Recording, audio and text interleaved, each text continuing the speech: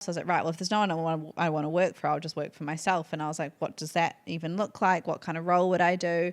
And I think based off my previous experience, I was looking at all the work that I enjoyed doing, and it was really helping businesses and brands grow from a strategic marketing level. And I remember putting into ChatGPT, I was like, these are the things I enjoy. This is what I don't enjoy. What is this role called? And it spun out all these things. And I think marketing consultant was like the one that kind of hit me the most. And I was like, cool, so that's what I am.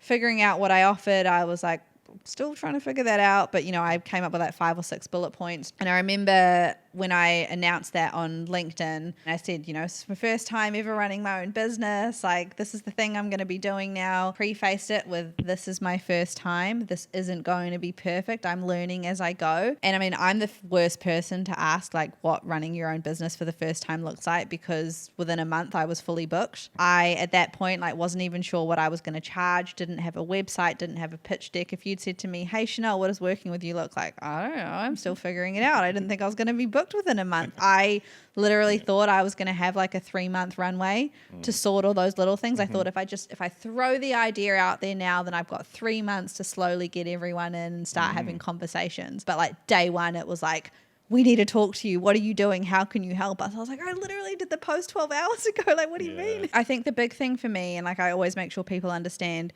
the reason that I think that I had that result was because I was massively unaware of how many people were paying attention to the personal brand that I was building on LinkedIn. I didn't even know I was building a personal brand, to be honest. I very much use LinkedIn as almost like a diary entry every day. It's just part of my process of documenting what I'm going through, oversharing, undersharing, just, essentially like what's going on in my life. Obviously I saw my follower numbers grow up and I was like, oh God, like that's weird that this many people care about what I'm talking about. But then to see that essentially build such an audience that then when I announced that I was going out on my own, that audience almost turned into potential customers.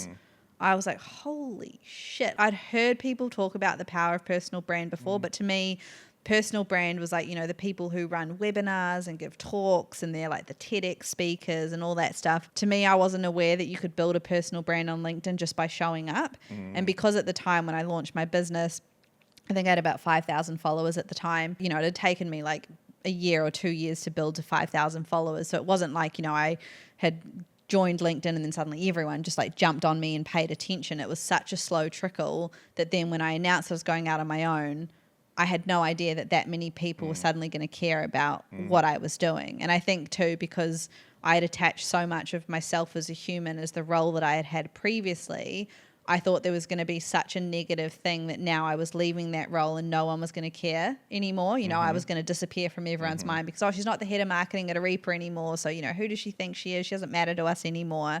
I didn't think people were still going to pay attention to what I was doing after that. Yeah, you've got a lot of brand equity banked up there. Yeah, like unknowingly. I was like, I'm just sharing my story about what I've been doing. Now I look back, everyone's like, oh, so was that intentional? Did you purposely post like almost every day for 2 years to build up that brand awareness and equity? And I was like, I wish I could tell you yes. I wish I could say that was the strategy, but I was literally there just like, I've got so much to talk about. Let me just tell everyone what's going on.